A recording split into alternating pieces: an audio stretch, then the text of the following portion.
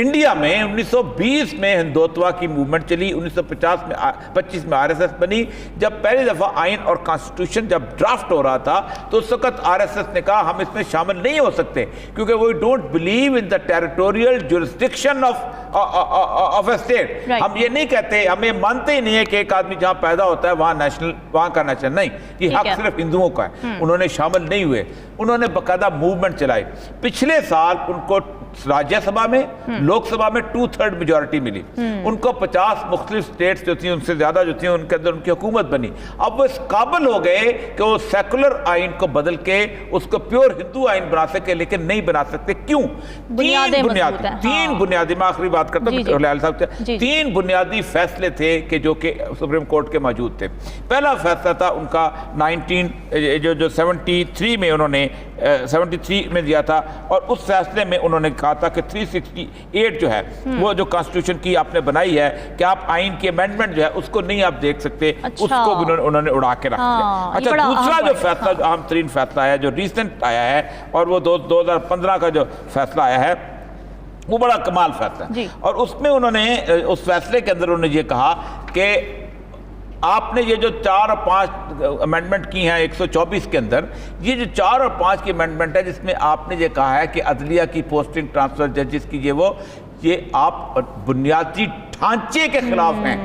Supreme court की आप उसकी जो आजादी दी जाती है उसके खिलाफ आप इस पे आईनी अमेंडमेंट नहीं कर। उन्होंने 4 आईनी अमेंडमेंट उठा के पड़े मारी, क्योंकि आईनी ढांचा। तो हमारे यहाँ अब तक किसी बहस में पड़े हुए हैं सुप्रीम कोर्ट, कौन सुप्रीम है या पार्लियामेंट सुप्रीम है। हिलाली साहब की तरफ जरा मैं सवाल लेके जाना चाहूंगी। हिलाली साहब, क्या आइन बनाने वालों की ये कमजोरी थी कि वो ऐसा ढांचा ही प्रोवाइड ना कर सके जो सस्टेन भी कर सके?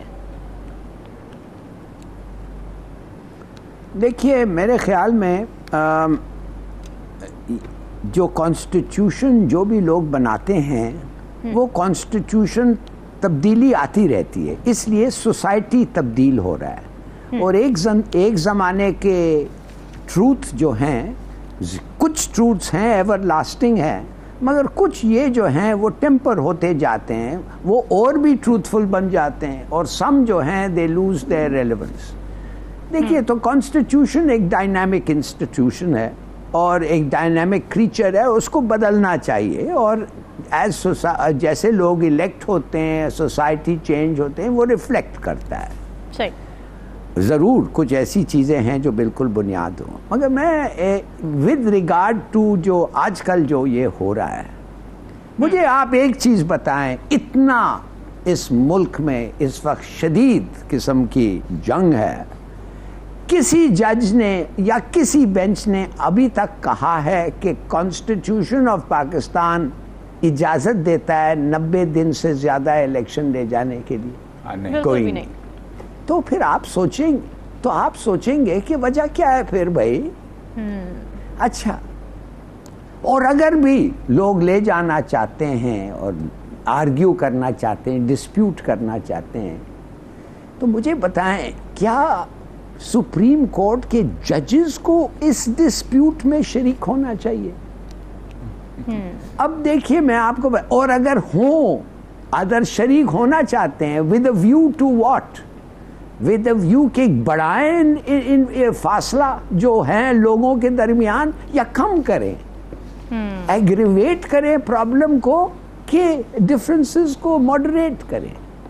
अब मैं आपको बताना चाहता हूं, मिनल्ला साहब ने एक बयान दिया, नोट दिया, लंबा नोट, जिसने उन्होंने कहा कि सुप्रीम कोर्ट का हक नहीं बनता है पॉलिटिकल और कॉन्स्टिट्यूशनल इश्यूज में दखल देना।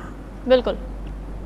मैं आपसे पूछना चाहता हूं, मगर अगर जो कॉन्स्टिट्यूशन में लिखा हुआ है उसको गवर्नमेंट अमल नहीं करती, कौन करे? तो क्या करना चाहिए? क्या हमें उनका हक नहीं है, फिर उनका फर्ज नहीं है उठ के कहना ये है रास्ता?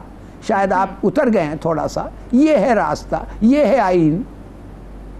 और अगर फिर भी जवाब दे रहे ना कि लाहौर हाई कोर्ट ने दे दिया था ये फैसला, तो फिर जरूरत नहीं थी सोमोटो की, वो तो ये दे रहे हैं। नहीं, उसका जवाब भी गलत है, उसका जवाब भी गलत है। लाहौर हाई कोर्ट के फैसले को फ्लाउट किया जा रहा था, और 90 दिन का अरसा गुजर रहा था, हाँ। इसलिए वो बीच में उतरे। आपको नजर नहीं आता, अंधे को नजर आता है कि इलेक्शन नहीं कराना चाह रहे। जी हिलाली साहब।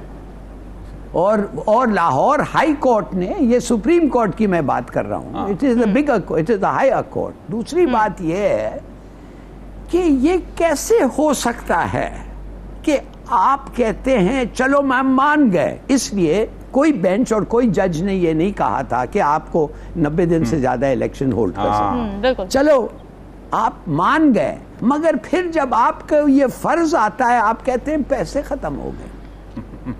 आपसे मैं पूछना चाहता हूं, ये किस किस्म का, अगर आप शुरू में पूरे पाकिस्तान में रैशनिंग देके आधे लोग भूख से मर रहे होते या ऐसा कुछ सिचुएशन होता, आपके दौरे कम हो जाते हैं, आपके गिफ्ट्स और पार्टीज कम हो जाते हैं, उस पे अगर कुछ होता तो लोग कह सकता था कि it is a very bad situation. वो कुछ नहीं, अचानक आपको कहा जाता है कि पैसे नहीं है।